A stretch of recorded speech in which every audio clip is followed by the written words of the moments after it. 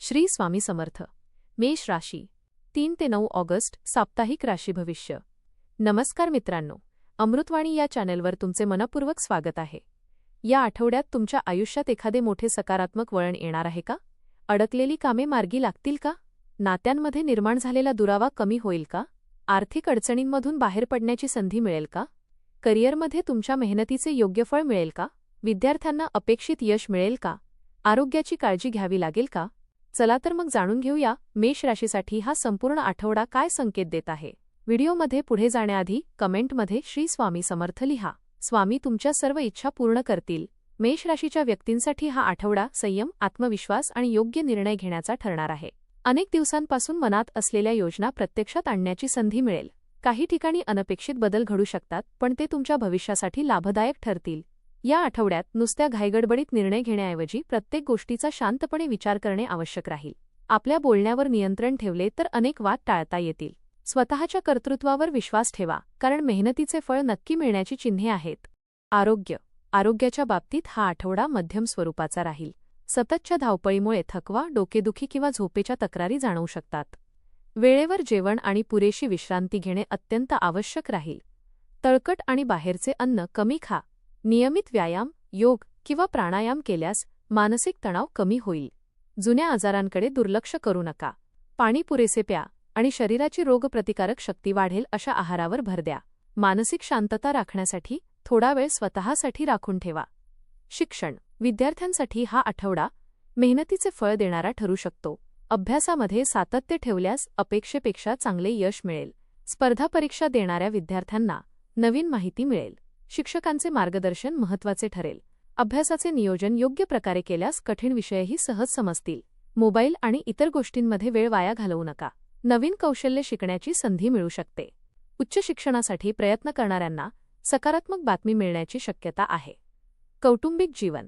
घरातील वातावरण सुरुवातीला थोडे तणावपूर्ण वाटले तरी आठवड्याच्या उत्तरार्धात परिस्थिती सुधारेल.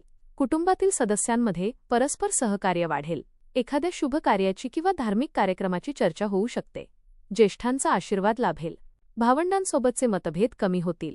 घरासाठी एखादी नवीन वस्तू खरेदी करण्याचा विचार होऊ शकतो. कुटुंबासोबत घालवलेला वेळ तुम्हाला मानसिक समाधान देईल.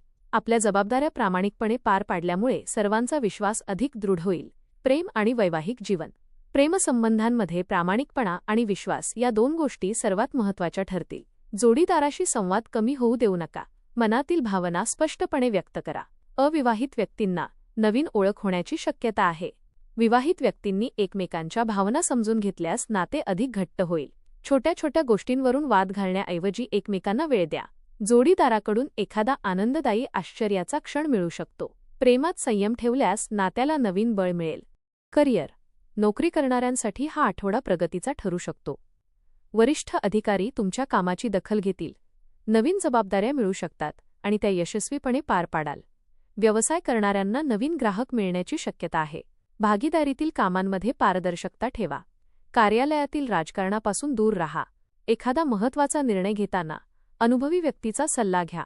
तुमची मेहनत आणि सातत्य भविष्यात मोठे यश मिळवून देऊ शकते. आर्थिक स्थिती. आर्थिकदृष्ट्या हा आठवडा समाधानकारक राहील. अडकलेले पैसे मिळण्याची शक्यता आहे. उत्पन्न वाढवण्याचे नवीन मार्ग समोर येऊ शकतात.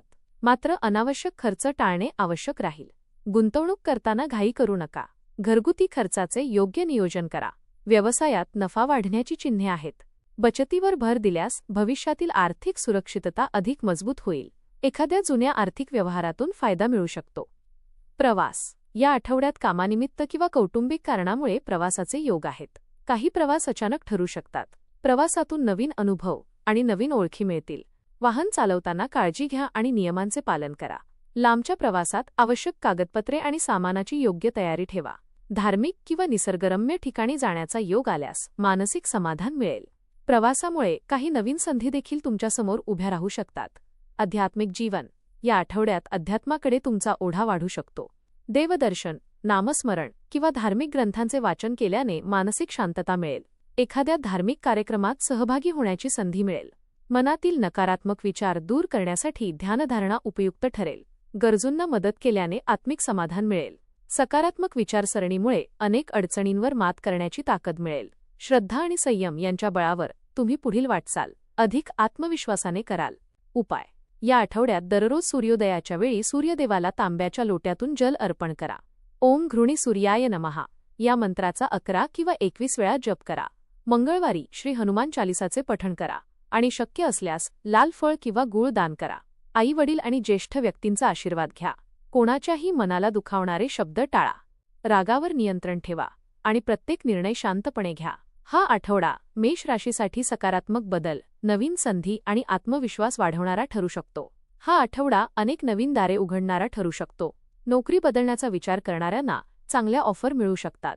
व्यवसाय विस्तारासाठी योग्य व्यक्तींची भेट होईल. नवीन प्रकल्प किंवा नवीन जबाबदारी स्वीकारण्याची संधी मिळेल. सामाजिक क्षेत्रात मान सन्मान वाढू शकतो. तुमच्या कौशल्यामुळे लोक प्रभावित होतील.